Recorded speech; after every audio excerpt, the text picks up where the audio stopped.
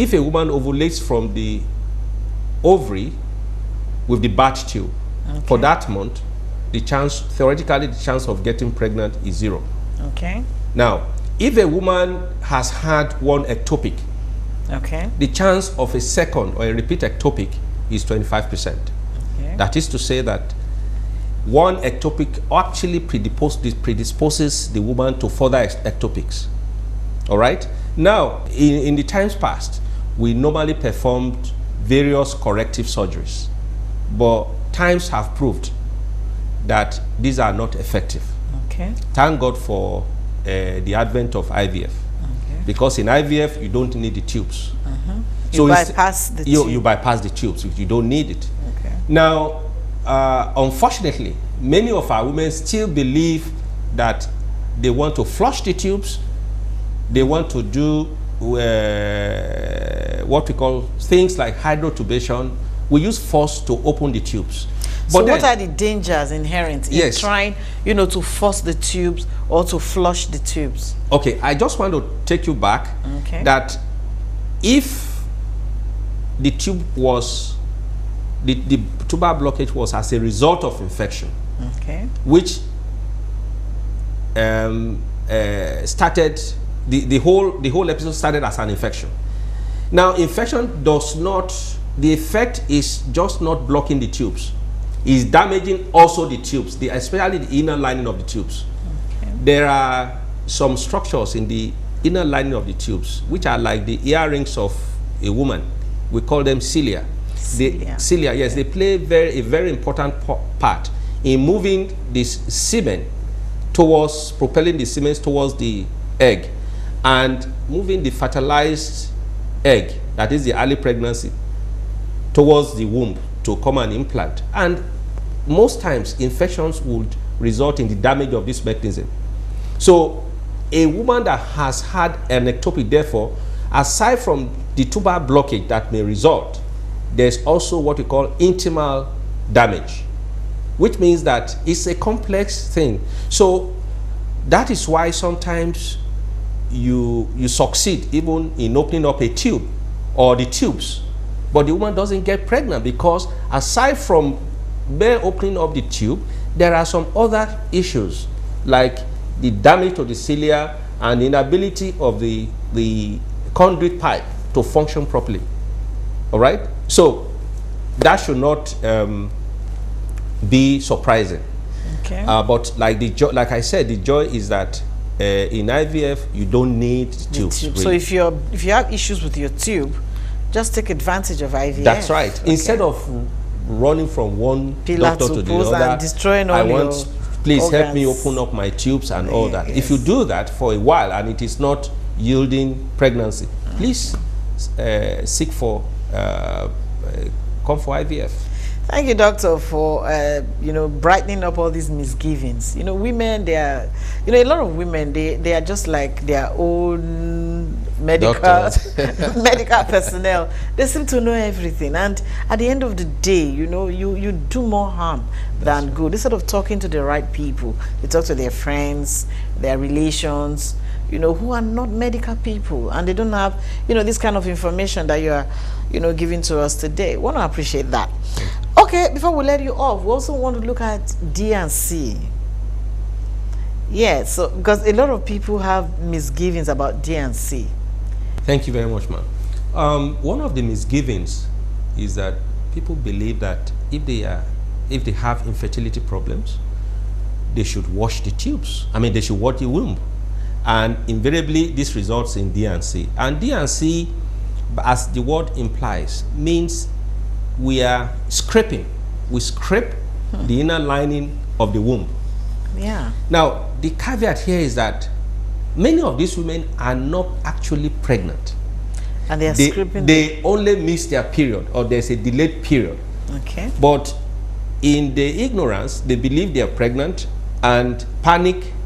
In that panicky situation, they go meet the doctor or a quack, and then they start scraping the inner lining. And this inner lining is very important. It's a regenerative layer that could, just like your hair, you shave your hair, then it grows back. All right? Okay. Now, ordinarily, when a woman menstruates, it sheds that layer. Okay. That layer is capable of regrowing back. All right? But when you remove everything, there's nothing to shed anymore. Does this affect when the woman gets pregnant? Oh, if it is so bad, if you scrape everything, then there's no way, because that is the same place that the baby will come to nest. Okay, that is so there's nowhere for the baby to nest. And there's nothing to shed anymore. Does this result in miscarriage?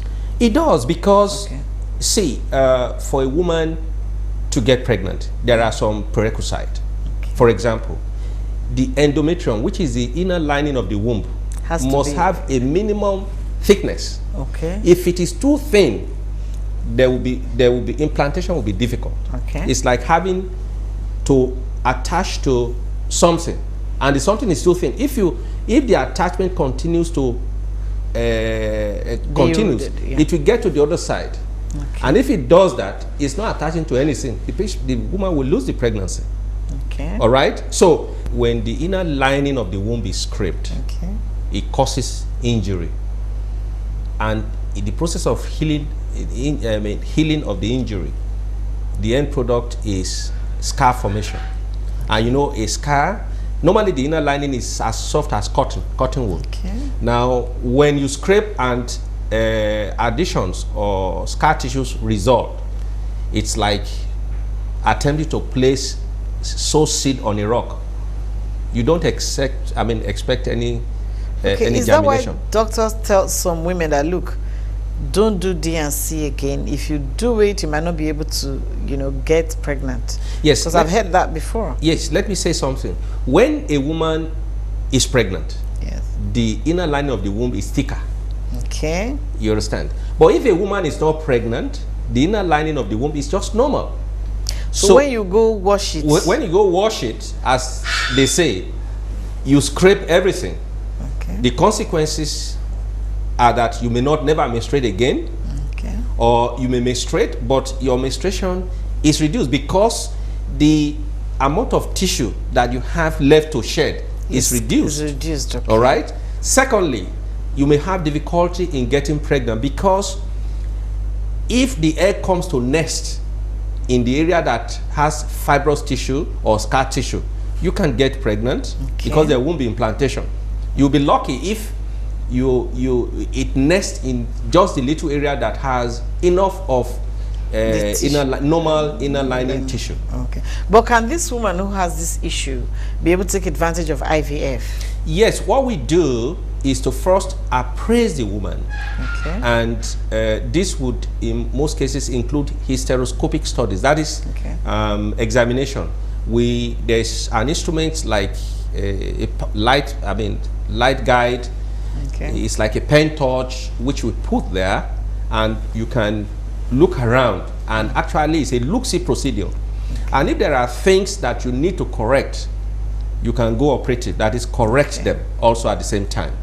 Aside from that, because the process of IVF involves hormonal manipulation, you could give some hormonal tablets that will assist in growing back the endometrium.